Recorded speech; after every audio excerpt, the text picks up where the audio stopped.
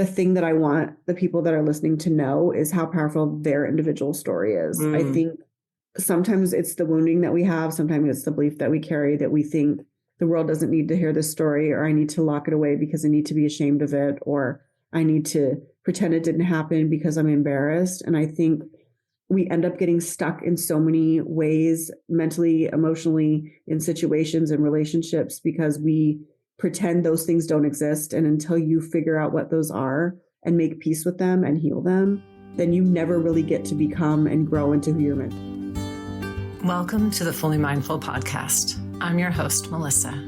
I designed this podcast for you. I'm so happy you're here. We are talking about what it means to live with more intention, creativity, and authenticity so we can make aligned connections. I'm a neurodivergent lawyer turned coach who found the healing power of breathwork and the powerful impact of mindfulness as we navigate this wild and beautiful ride of life. Here at The Fully Mindful, we dive deep with inspiring guests, share solo mini-sodes that are packed with tools you can apply immediately, and I mix it up a bit with tangents and sidebars where my friend and host of the New World Normal podcast, Gabi Garland, joins us for some down-to-earth, sometimes random, but always meaningful conversations. If you're ready to breathe, reflect, and grow, you're in the right place. Let's get fully mindful. Well, hey, everybody. This is Melissa Chureau, your host of The Fully Mindful, where we explore stories of resilience, authenticity, and transformation, whether that's through mindfulness, breathwork, or uncovering the beauty in life's messier moments. My mission is to help you redefine success on your own terms, let go of societal expectations, and embrace your fullest, most authentic self. And tonight, we're in the dark. If you're watching this on video, it's tonight. I'm excited to welcome Gabi Garland to the show. Gabi is a force of nature when it comes to resilience and creativity. With over 25 years of experience in business development and sales, she's now the CEO of Resilient Voice Media, where she helps amplify voices with powerful messages through podcast production and media. She's also the host of the Resilient Heart podcast, where she dives into raw, honest stories about overcoming life's toughest challenges. Beyond podcasting, Gabi brings her certifications in NLP, trauma, hypnosis, and Reiki into her work through the Resilient Heart Agency, where she leads transformational healing work and retreats for women. Gabi has a very unique approach that focuses on the idea that you can make a huge impact without needing a million followers. And she has a passion for helping the underdog, the ones with incredible stories to tell, but who may not have the loudest platforms. And I can't wait to hear more about Gabi's personal journey, how she's built her business, and what drives her to do this incredible work. So let's dive in. Hey, Gabi. Hi. So good to have you here. Thank you for doing this. It's good to be here. I'm used to being on the other side, so I don't get interviewed that often. So I know. It's going to be hard for you to maybe stay in your own lane, but I'll keep you there. I'll do my best. I promise. I will do my best. It's okay. We'll go with the flow. So much of your work focuses on resilience, hence the name of your business. Can you tell us maybe some of the personal challenges or maybe pivotal moments that shaped your journey and what inspired you to do the work around resilience? Yeah, so I have kind of I'll give you the shorter version because I could go on for like 45 minutes. I've been some crazy life, but I'm adopted. And so I grew up really never feeling I belonged anywhere I was. It was just kind of, didn't matter if I was with family or friends. I just always kind of felt like the odd person out. And that continued into adulthood. It wasn't that I wasn't social. It wasn't that I didn't have friends. I just felt a little different from everybody around me. And graduating, or I actually dropped out of high school. I'm all graduating. No, I didn't. I dropped out of high school. I got very sick my senior year and then just went into the workforce. And I was doing really well, doing tons of business development and coaching and all of these things. And shortly after, I started a really successful job, which could have been a career, but I walked away from it. I met a man online who was somebody that from another city, another state. He lived in Florida. I lived in New Mexico, and I ended up falling in love with him, not knowing that he was who he turned out to be. I ended up moving to Florida to be with him shortly after. He was very abusive. And so it kind of resilience came a story of my life, one from bad decisions, but two also from just different circumstances that I found myself in and how I got on the other side of it. And I think the work that I do now is really in service of the woman that I wish I would have had to find me and help me not spend 14 years in therapy trying to figure myself out and really not getting too far. And so it's just been this kind of wild. I had a daughter with him and he passed away. It's been just this very wild, crazy story.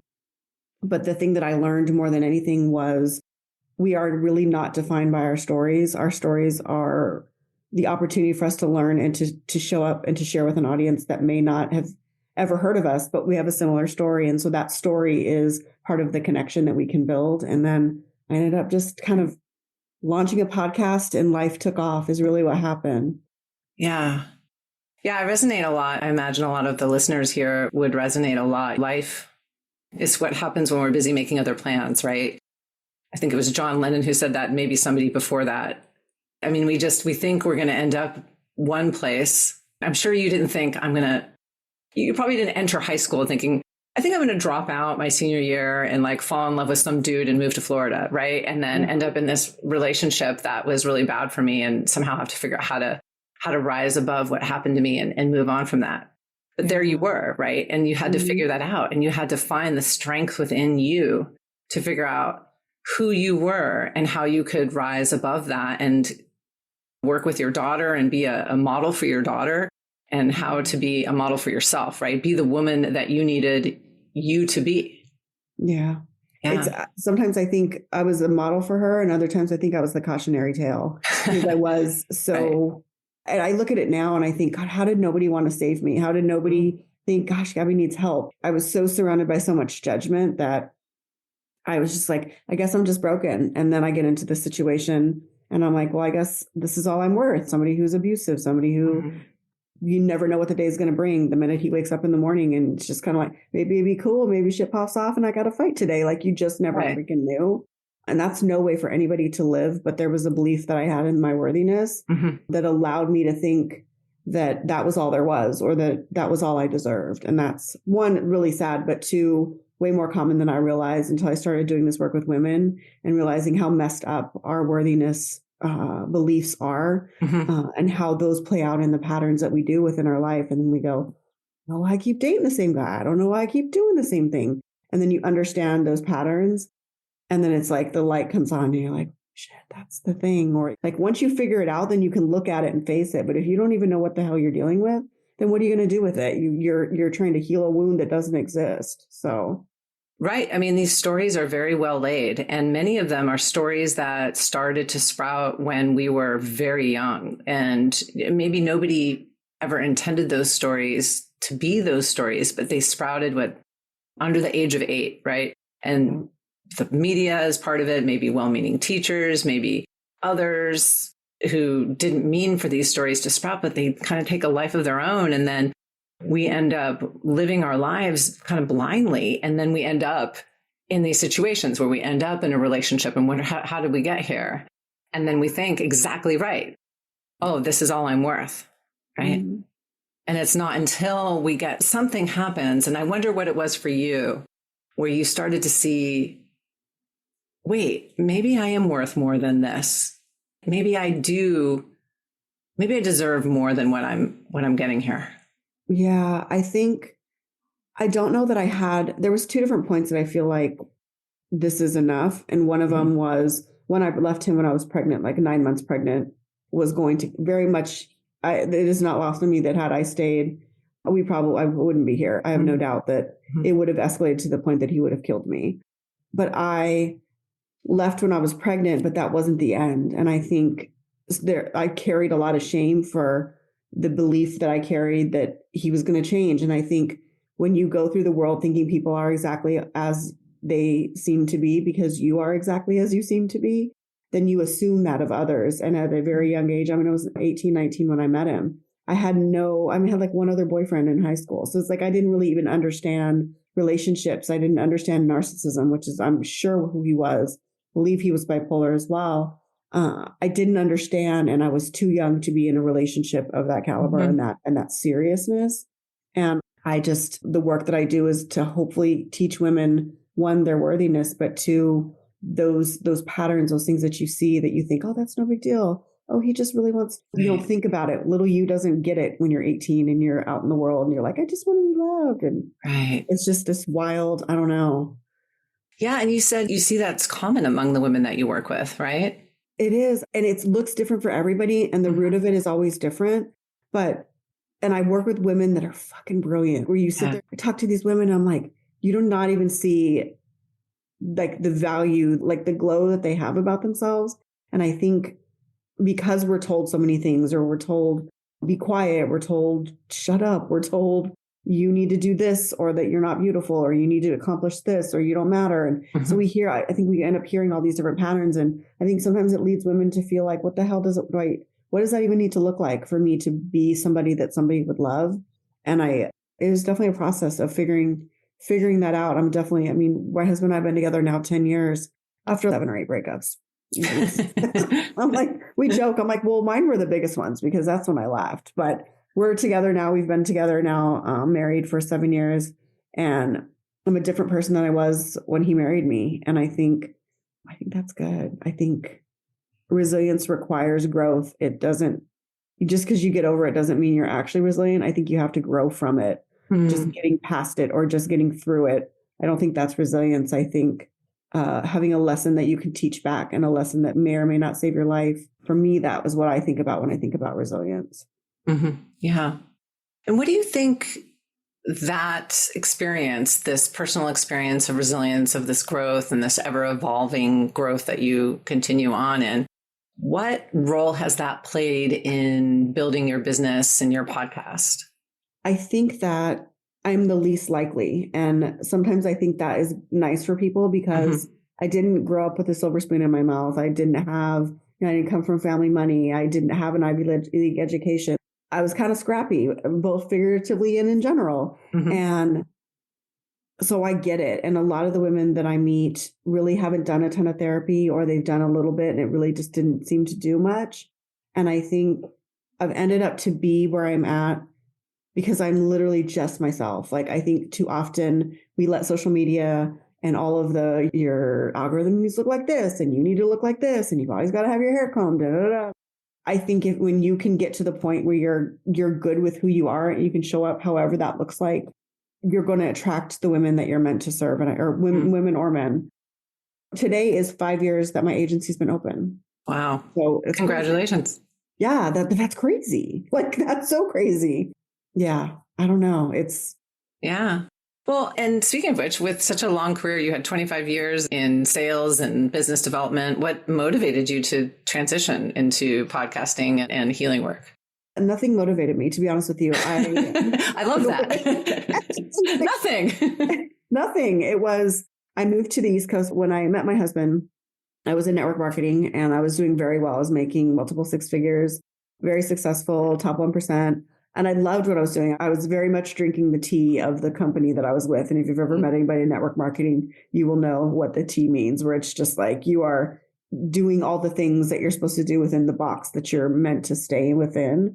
And I did really well. And I got myself out of all the medical debt that I had from thyroid cancer and just bad decisions in life. And I was like, okay, I think for me, the shift, I guess if I know you'd asked me earlier, probably the shift for me for that was once I paid off all that debt and I was making good money.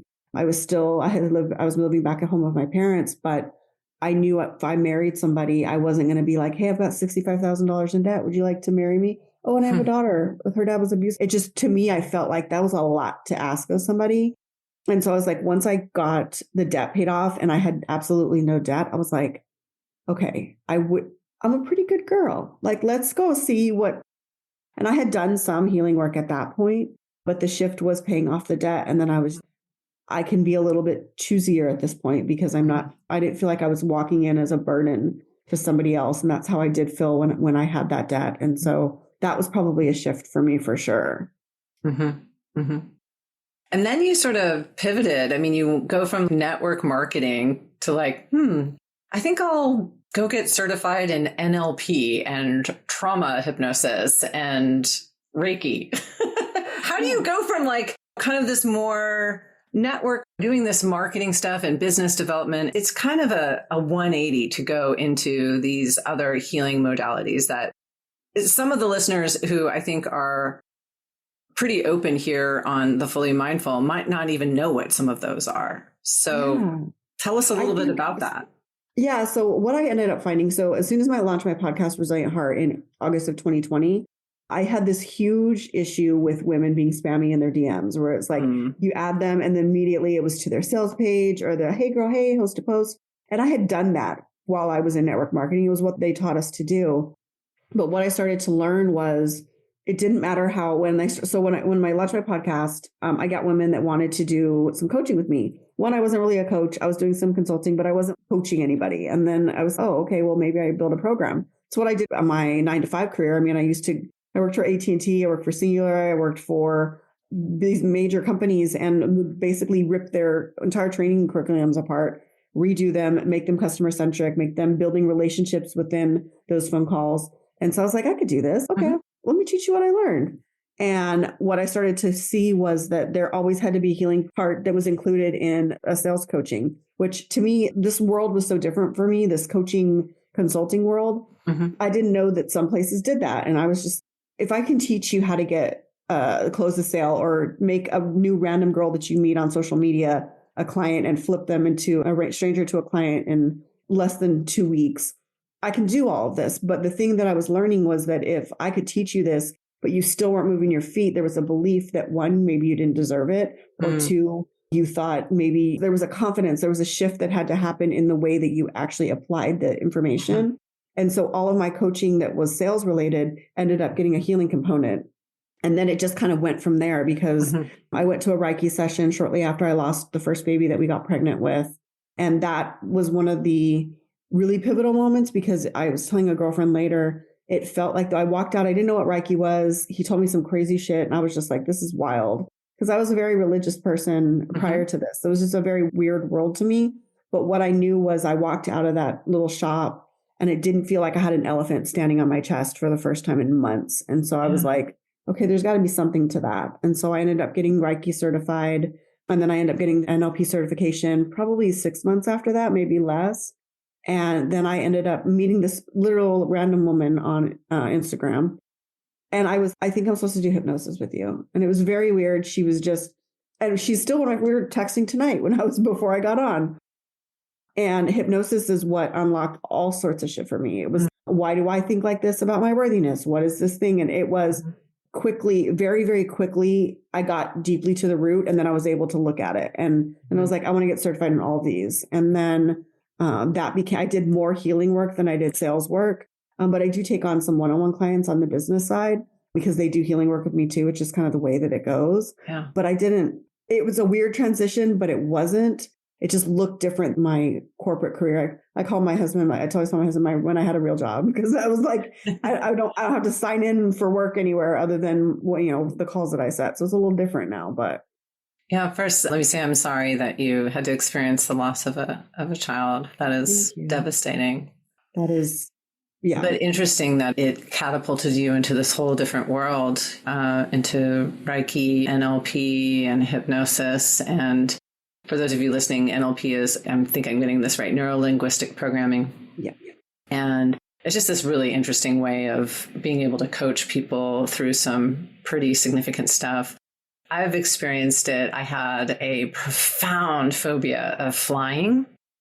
And this man that used to be a pilot in Pan Am, that's how old, not that he is, but he'd been flying a long time ago.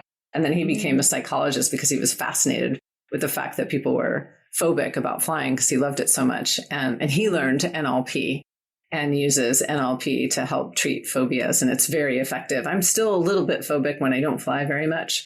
I have a flight coming up, so it's top of mind. But it's very effective stuff. And it's not, what I find so fascinating is not to knock psychology. I have a therapist. I love therapy. But some of these other modalities that you're talking about are really, I mean, everyone should explore anything that's possible that could be something in their toolkit. Like just have an open mind, experiment, right? Just see what may or may not work for you. Maybe Reiki is not for you. Maybe NLP is not for you. Maybe hypnosis is not for you. Maybe breathwork's not for you. But maybe it is. Who knows? Yeah. Right? And I think each of the modalities for me at different points, I don't know if you experienced this, each of them unlock different things. Mm-hmm. For me, hypnosis was like deeply rooted childhood things for me. Breath work was a lot of beliefs, not surface level beliefs, but emotional beliefs of me as a woman, which is weird. It didn't matter. Each of the modalities were specific. It felt they were specific things that I unlocked. And I don't know if that happens for anybody else, but it's one of the other reasons I was happy that I have more than one, because sometimes I'm like, oh yeah, you think you need hypnosis, you need this one. And then we do a different type of session. So. Right. And that's the thing, is you have all these tools in your toolbox available to you for what you might need in that moment. Right. It's fun. It makes it fun because it's, I never want anyone to leave. And even within my launches, I can't tell you, so often we do sessions, even within launch strategies and launch going live, because when you change from who you were or when you step onto a bigger stage, there's all sorts of things that come up for us. Is anybody going to listen? Does it matter what I say? Does little me need to sit down and be quiet like I was told I was always supposed to do? And so all these different beliefs come up. And I think anytime you step out of one level of yourself or one known of yourself into another one, you find a modality that you feel will resonate and will be impactful for it. Because as we grow and we learn, we've got to keep doing that part of it, because otherwise you end up getting stuck. At least that's what happens to me. I don't know if that happens for you. Yeah, no, I think that's true. So when you work with people at Resilient Voice Media, when you take a client on, whether that's one-on-one or in a small group situation, can you sort of take us through like how you might work with them and how you might use these different modalities to complement the sort of the regular business of it all, right? Yeah. So one of my mentors always told me that I was a seer. And I was like, I don't even know what the hell that means. And for me, seer is I can see what women become or what other people become that they can't see yet. There's more than one client I can mention right now that I would meet them. So often when you get on a sales call with somebody and they're like, oh, I want to work with you. I'm like, okay, cool. For me, it's like, I'm supposed to work with you, but I never want to say that to somebody because there's always like kind of this drop in where and I also on the flip side, I'll get on calls and I run it a little different when I'm like, I'm probably not going to want to sign this person. It's probably not in alignment for me because it's never, nothing is ever just a transactional thing for me. I look at it as a long-term thing. And when you look at being someone who's a seer, I can get on a call with a woman that she's terrified. I'm like, why do I feel like she's got a really powerful story? And there's just these kind of like intuitive drop-ins that I get within a client. And for me, I kind of take those drop-ins and then it helps me guide the way that I coach with them, because it also shows me where some of the wounding is. It's a weird thing. There's a woman that I worked with several years back, and it was just some consulting for her podcast. Get on the call. And before I get on a call, I'm always like, okay, let me just take a minute, do my little meditation. And it's just kind of, I don't even know what they call it, to be honest. Like, it's not even like a structured thing that happens, but I just start writing down things that kind of pop up for me. And then I get on the call and I'm like, oh, hi, nice to meet you, whatever, however the conversation goes.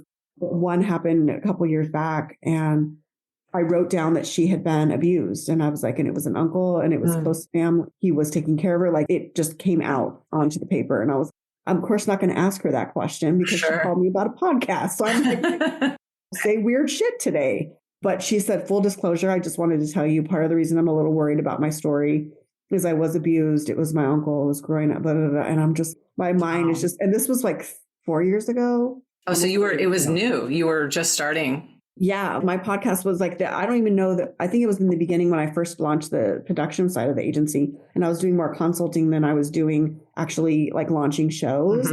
And my mind was blown because I'm like, why would I know this? How do I know? Why do I know this? How come that is a thing and I would never say that to her. And later I did tell her that I did know later, but it helped me understand how she needed me to show up. Because if there's not a wounding there where you're a little bit scared of your shadow, then I'm probably gonna be a little bit tougher on you. You're going to get the snatch you up, Gabi. If there's some wounding there, then you're going to get the softer side because I'm realizing that's what you need versus you need someone to like kind of bulldog you. And so that always helps, whether it's business coaching, podcast coaching, or the healing work.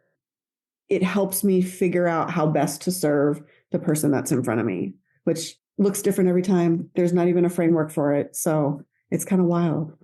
Yeah. Yeah, no, that's really fascinating. That's really interesting. Hey, everyone. I'm excited to announce my 8-week Positive Intelligence program, the PQ program, starting February 25th to reduce stress, break through barriers, and tap into your true potential. With just 1 to 2 hours a week, you'll quiet inner saboteurs, strengthen your inner sage self, and build lasting mental fitness through live meetings, daily exercises in the PQ app, and powerful practices. Ready to transform? Set up a call with me today in the Calendly link in the show notes. We'll see you there. I had a guest on, a year or so ago she's a medium. And so she helps, and she speaks with people who have passed, and she doesn't know how it works. She doesn't question it.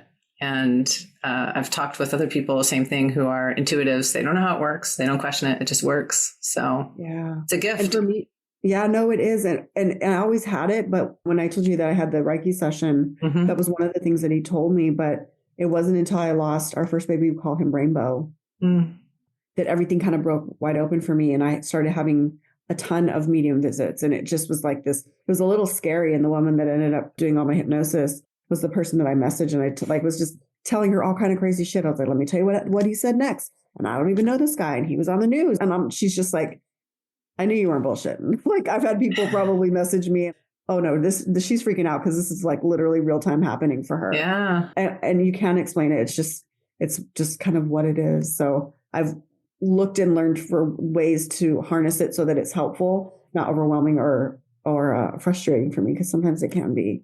Sure. Yeah. And you have such a passion for helping the underdog. I've really seen that in the people that you've helped. And so why is this such an important focus for you, do you think? I always felt like the one that they discounted, the one that were like, she's no big deal.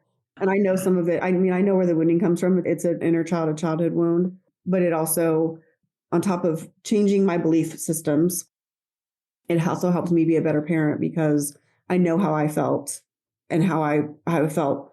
I was kind of put in a box. Like, there was an episode that went live on my podcast a couple of years ago that I said I always felt like a problem to fix, not a little girl to love. And I think that sounds horribly sad when you say it, but I find a lot more women feel that way. And so the work that I do is so that you don't, because sometimes the women that I work with, I'm the only cheerleader they've had in several years in their life. And so sometimes it's cheerleading, sometimes it's snatching up, and sometimes it's deep healing stuff where it's dark and it's rough. So. Yeah, I know when I was growing up, I still sometimes to this day feel like I didn't get the playbook that everybody else seemed to get, I was like, I'm pretty sure they have a really thick playbook and they have it tabbed and color coded, and I didn't get it. I did not get that thing. I really do. I have felt like that at different points. I'm like, we joke. I have a girlfriend that we always say, like, must be nice to be God's favorite. Because when you see people that is just like never really gone through anything, I'm like, I wouldn't know what that's like. And I know some of it I definitely brought upon myself with crappy decisions, but others of it was just kind of circumstances that were part of what I experienced. And I was like, man, that sucks. Like, it would have been nice not to have to go. I would have loved to build resilience just because that's who I became, not because I had to. But that's right, because maybe you lost the most important soccer game. That would have been nice to build resilience that way. I mean, something less. Not that that's not hard. Like, that is hard, but it would have been nice to build it that way rather than maybe having an abusive spouse. Wouldn't wish that one on anyone, for sure. No, I know. When I was a kid, my nickname was, so my name is Melissa, but when I was a kid, everyone called me Missy. And when I moved to the West Coast, I took it upon myself to change that stat to Melissa. But not that there's anything wrong with anyone whose name is Missy, but I was like ready to reinvent myself. But they used to call me Miscellaneous Missy, which I was really offended by, but I didn't know how to say it. And it was because I was so miscellaneous. I was just all over the place. And that's how I took it. Right. And so kind of felt the same way. And I think a lot of us women kind of felt that way. Like, we just didn't have whatever you were supposed to have. We weren't God's favorite, like you said. No. And so I had this, you have these different moments where it kind of something clicks for you differently. And I was in middle school and I had horrible acne, just like just knots all over the sides of my face. And I was taking medicine and they were trying to get it cleared up, but girl was struggling, but I was still cute. And my boyfriend at the time, which is all we did was hold hands sometimes at lunch. Like, it was not a real boyfriend, but he was one of the cutest boys in school. And I had 3 best girlfriends and they were in the same class together. And I remember they were in stalls and they didn't know I walked in.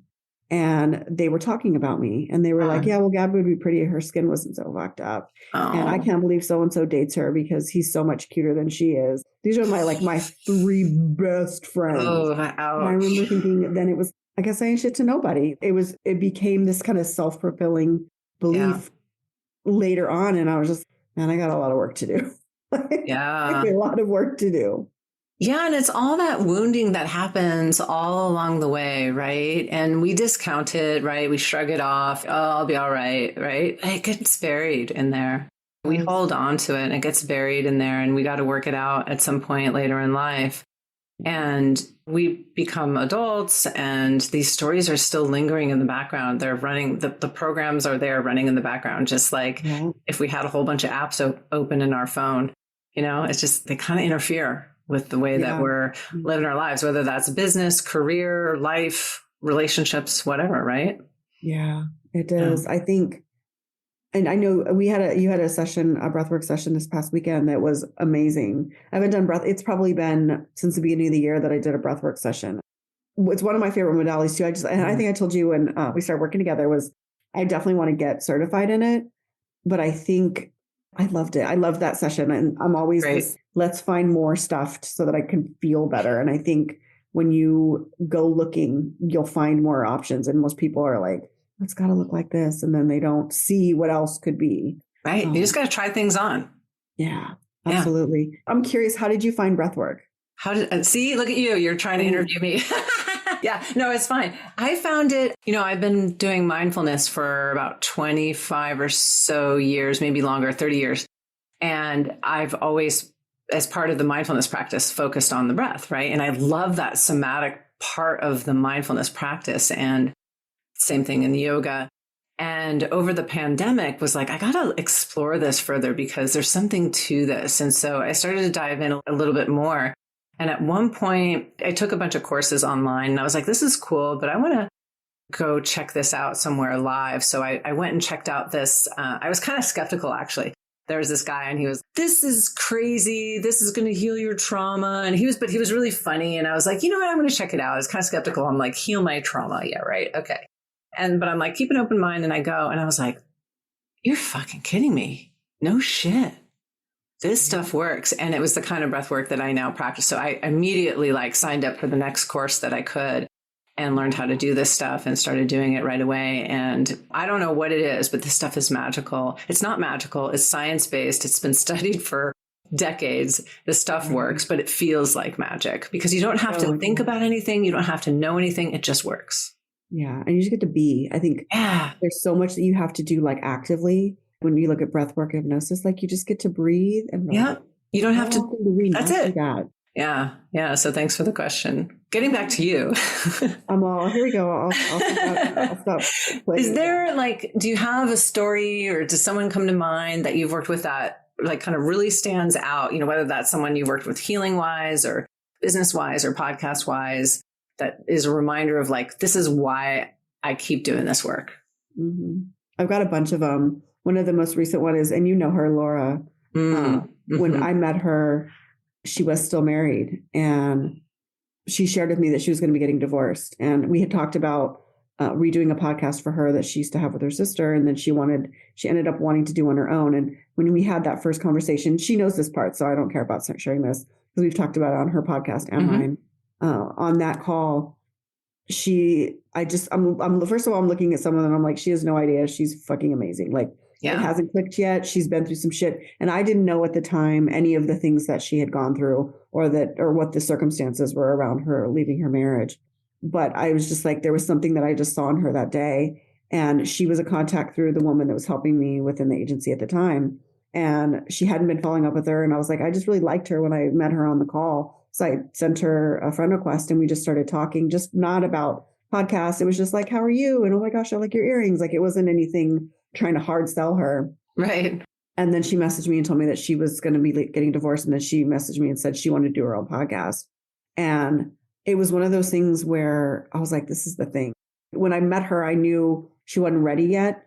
But then when it was, okay, I think I want to do this, I was like, this is going to be the thing. This is going to change and shift everything for her, because I think she's way more brilliant than she'd ever had given herself credit for. And so one, getting to see her podcast soar, getting to see her books go bestseller, getting to see her tackle all of the things that she's tackled in this last couple of years. I always tell her all the time, I'm just so fucking proud of you. And I think, and I told her this before too, every coach always has a student or somebody that they teach that could pass them up. And she's that for me. And I love it. Please fucking pass my ass up. I will teach you all the things I know. I will teach you everything I got.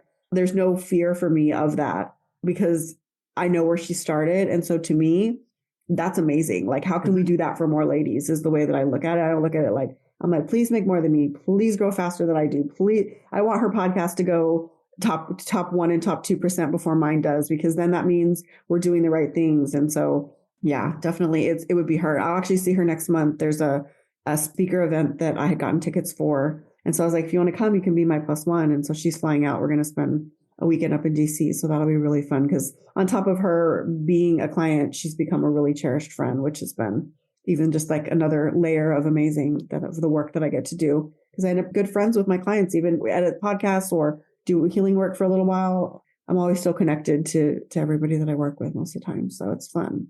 Yeah, it seems like connection is a really important part of your work. And maybe even, I don't know if I've got this right, but kind of like storytelling, connection, crafting that together is really important to you. Do I have that right? Oh, for sure. I think it comes from some of the loneliness as a child. Not that I was like lonely necessarily. And my parents know this. We've already had this conversation, so this is not newsworthy, but my brother was kind of the focus. He was really good at soccer. He was super handsome and everyone thought he was great. And like, he was just like everyone's favorite guy. And then there was this really big glasses, big buck teeth, crazy hair girl that was very awkward in her skin. And so I didn't get the same attention. And so there was these different pinnacle of people that were really important to me. And then when they passed away, it was now who's going to care?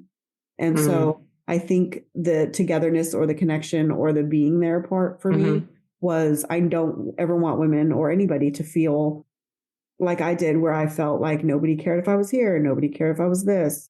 You know, I just didn't feel important, like one of the most important. And so my goal is to always make the women that I work with and the people that I work with start to build that belief too, because I think too often we don't hear it and we're so fucking hard on ourselves. And so getting to be that person behind somebody, pushing them sometimes gently, sometimes a little harder, is fun, because sometimes it's what we need. And it does come, the connection side of stuff it's really important to me. For sure. Yeah. It's one of the cornerstones, I would probably say, the connection building and the storytelling. Well, it's interesting. You know, I heard this recently and I really believe this, that there's physical health, there's mental health, and there's social connection health. And those really are the pillars. And for people who are just listening and aren't watching this on YouTube, she no longer has buck teeth. She no longer has big glasses. She's just like gorgeous, beaming woman. So you really should also just watch this on YouTube so you can see that.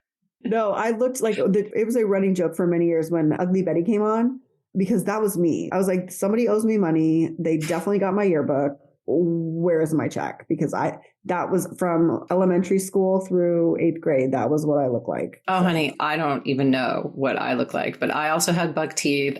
They used to call me the Shaggy DA. I'm not sure why. I think there was a movie or something, but anyway, my bangs were always like chronically too long and they were in my face. And I would wear the most horrible clothing. I don't know what my mother was thinking, but like, the clothing I wore was just horrendous. Like I remember getting like, love me. Do you see what you put me in? Like, what was that? I remember like going to like the 7th grade dance, middle school dance. So like this was what I thought was a good looking thing. I had forest green corduroy pants matched with a forest green V-neck velour sweater. Yeah. There you go. I love it. I love it. No, I had my 8th grade dance and it was with the guy that, like the popular boy. The dress looked like something from the Pilgrims. It was like a flower dress with like a lacy doily neckline. Oh, I had one of those. Oh man. It was like my Laura Ingalls dress. And you couldn't tell me nothing. I thought I was something special. And it was. I think we all had that from that era. Yeah. Anyway. Oh, yeah. Well, on your podcast, the Resilient Heart podcast, you also interview some really amazing people about stories, maybe some stories where they also had Laura Ingalls dresses and they overcame. They overcame. We overcame, yes. But in all seriousness, I mean, you really get into some pretty deep stuff on that podcast. Can you tell us a little bit about, I don't know, maybe a couple of your favorite episodes or what you love about that podcast? Yeah, there was one, and actually we're going to be doing an update next year, was one of the launch episodes. And it was a girlfriend when I was in network marketing, she wasn't on my team, but she was like a sister team. And they had asked me to do a coaching and mentor call for them. And she had a team of, I don't know, 400 or 500 people at the time.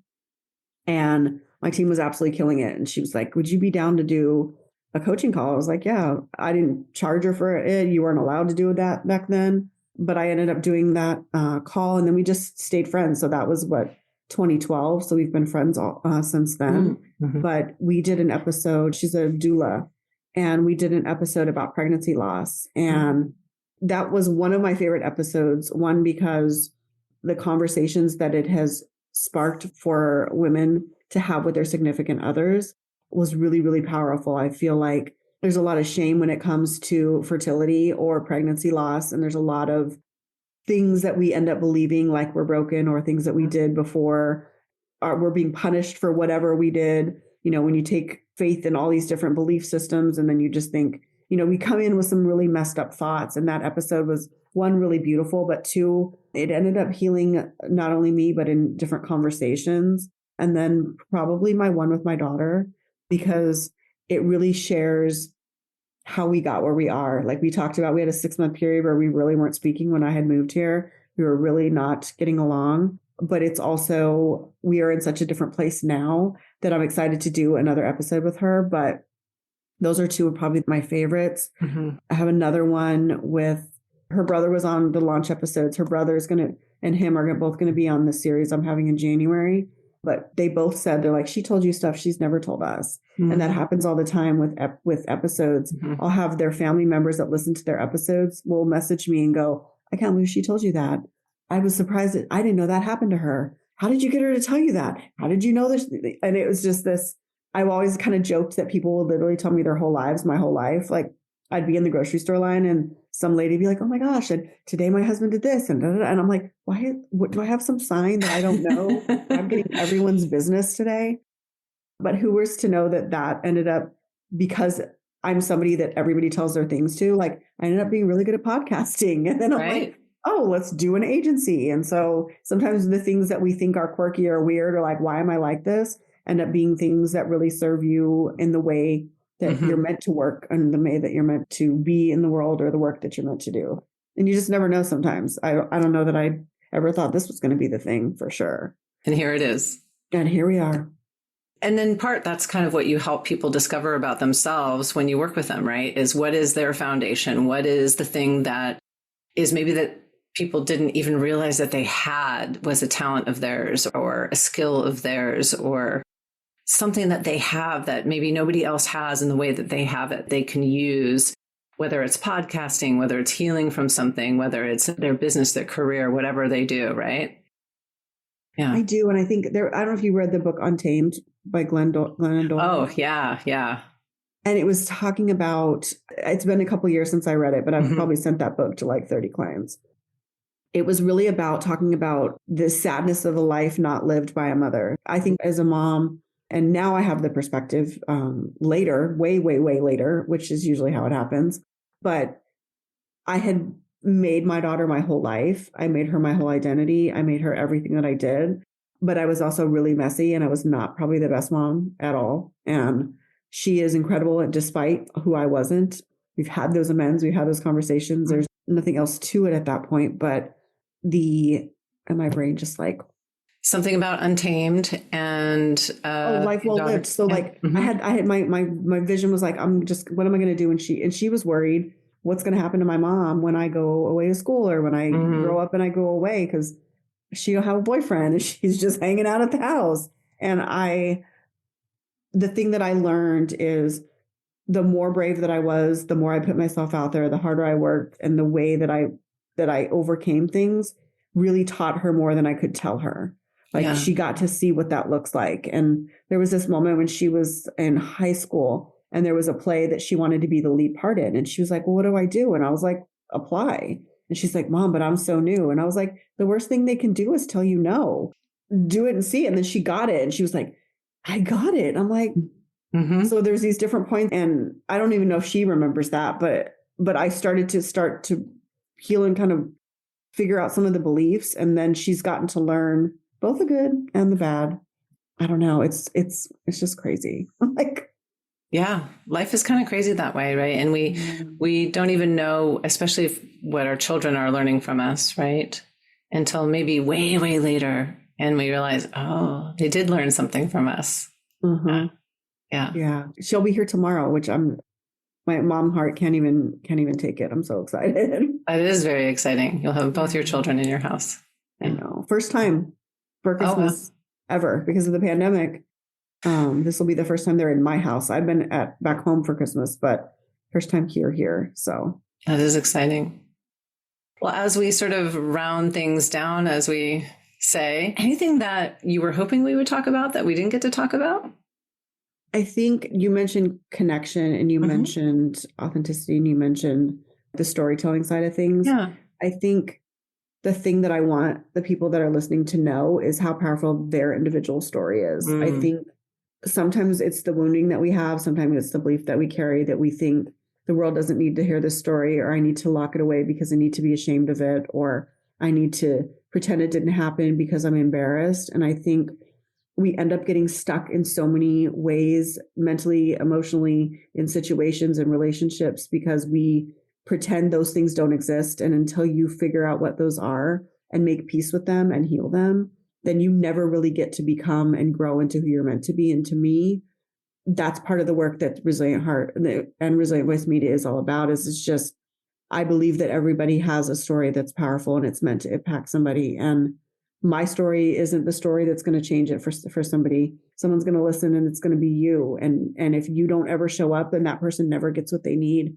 And to me, I think that's not a life well lived. It's a life that, because I don't think it's never really all about us. That isn't that for me. That's just, okay, cool. Like that isn't the goal. I feel our impact has to be bigger than where we are. And when we don't do what we need to do to get out of that space, to believe that and to move in that way, the impact doesn't happen and those people don't get touched. And that I hate, because I watch it every day with my podcast when I listen to the women that I meet, and then I listen to our clients and they're like, look at this screenshot that I got from what she listened to my story, or she listened to this episode, and they're just bawling. And I'm like, that's what connection is.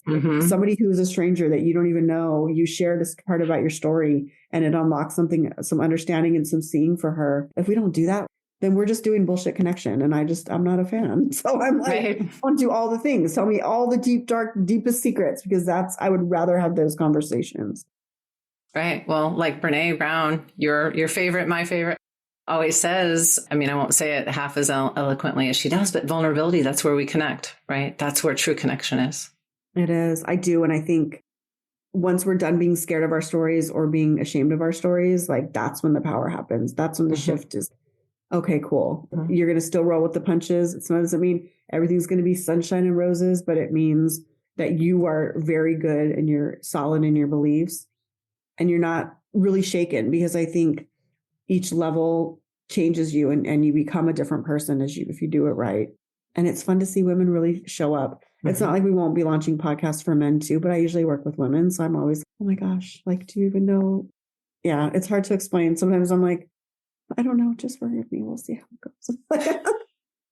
I love it. Because it's so much fun and it looks different for everybody. It just looks different for everybody. Yeah. So what is next for you? What do you have in the pipeline? Any exciting projects, retreats, directions that you'd like to share with us? Next year, we have another Glow Up Your Show class, and then some big stuff coming in October, which I won't announce quite yet, but that's coming. So people should pay attention, and we'll put your links to your website and your podcast, and maybe even the favorite episodes that you mentioned, we should definitely put in the show notes so that people can get their tissues out and have a little sob fest. No, seriously. Those are always fun. It was for a minute that Kleenex needed to be a a sponsor for my podcast. And we don't leave you there. We don't make you cry and then just leave you there in the sadness. Like we will pull it back up. But yeah. Yeah, it's good stuff. Well, I so appreciate you and the work that you do, and can't wait to hear more from you and to hear more episodes from you and to continue to work with you. And I just adore you and the work that we've done so far. And yeah, really appreciate you taking time on during the holidays to sit down with me for an hour. Really appreciate that. Thank you. No, I appreciate it. I was cracking up. I was telling a girlfriend the other day, because remember we had our call this week and we were both like having this whole story, and it was just like, oh, that was just ADD. And we were both squirreling in 7 directions. And I was like, oh, it's time to do our job again. Okay, let's go back to it. And I think I love that, because we just get to be our whole selves, and that's how it should go. So that's how it should go. Super fun to work with you. I can't wait for your show to go live January 21st, because January 21st, people. That's what we're doing. All right. Thank you for joining me on the Fully Mindful podcast. If you got value from this episode, I'd love for you to subscribe, leave a review, or share this episode with someone who'd love this content too. Remember, small moments of mindfulness can lead to big changes in your day-to-day life. Until next time, take a deep breath, stay present, and tap into your own mindfulness. I'll see you next week.